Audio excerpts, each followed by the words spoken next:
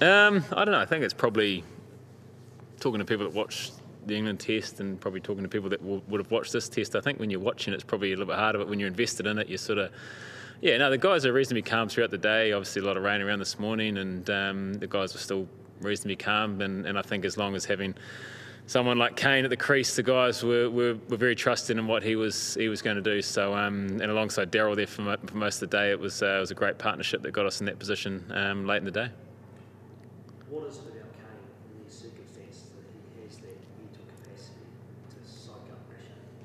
Oh, I think he just loves it. Like, he's just a world-class player, and I think world-class players are able to perform in different conditions and different situations, and he's done that for his whole career. Even when he was young, he was the guy that you sort of leaned on from a young age. So I think everyone. It was just having him at the crease, and I think we saw his class even with that last boundary. Like, it was just a unbelievable shot to beat two fielders on the boundary to the big side, and just the calmness in which he does it, I think is good for the group. Seeing him and how calm he is out in the middle, I guess keeps us all calm on the sideline as well. How did the team cope with the dates? It was rain affected to start off, and then you only had really a narrow window. Did you sort of break it down to something like a one day, or how did you focus on that? Still a tough chase with the rain around, but we actually just let the two guys that are in just go, and then we actually spoke after they went about how we sort of broke it down. Steady broke it down into how we sort of ideally wanted the day to go, but like a one-day chase. But the two guys that were in, most experienced batters, let them go. They know what they're going to do.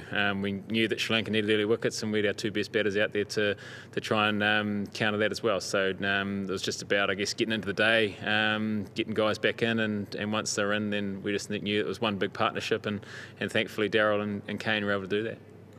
Just on a personal level, how are you finding the leadership and just dealing with these difficult situations, or these tough situations where it gets so tight? I think it's just trying to keep calm. I like to think a reasonably calm person, and the guys, it's a pretty calm group as well. So when you've got one of our best players ever out there playing like that, it's made a lot easier. But I think just the belief in the character of the group in the last, well, not only the last two tests, but we saw it in Pakistan, we've seen it for a while. It's a changing group, but the belief from the guys that have been able to come in and we've had a couple of bad days, and to be able to bounce back and know that someone's going to put their hand up, and we just need a couple of guys to go with them. So I think that's a sign of a good side, and the belief amongst the group where we are to come from positions that aren't of strength.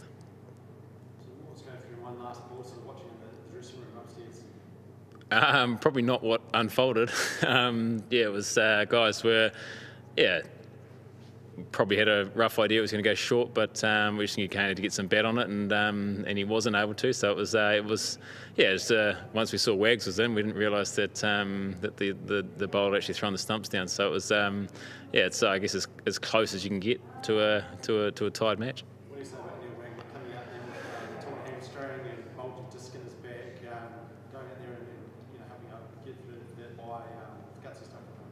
Again, just shows you how much the side means to him, and it's been a big. He's been a massive player for us for a long period of time, and it just does mean so much to him. And there's no stopping him. He was out there.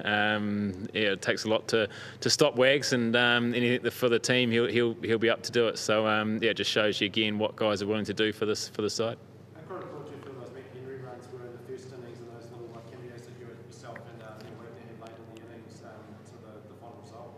Yeah, I think they were massive. I think Daryl's innings obviously was a massive turning point that sort of got us back in, and any time that the lower order are able to contribute like we did is massive as well, and it got us back and actually got us into the lead. And then I think I look back at a couple of moments. I look back to that, the runs that we were able to leak out, and then yesterday being able to bowl them out and not get them into a position where they could declare and dictate how many runs they wanted. So I think there's a couple of moments there where you look back on and probably turning points in the game. And obviously, pushing over for the base there, how do you guys sort of park this? I mean, it's just two crazy finishes in a row for the BLACKCAPS. How do you sort of quickly switch and get to the base on Friday?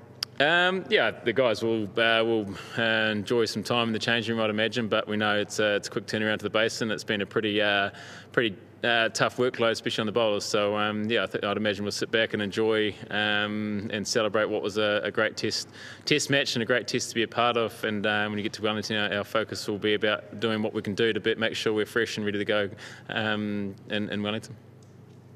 Do you think they're taking them out to Port Hills or for that? No, maybe go punting down the Avon or something. I'm not too sure, but no, there's been no limo ride in Christchurch.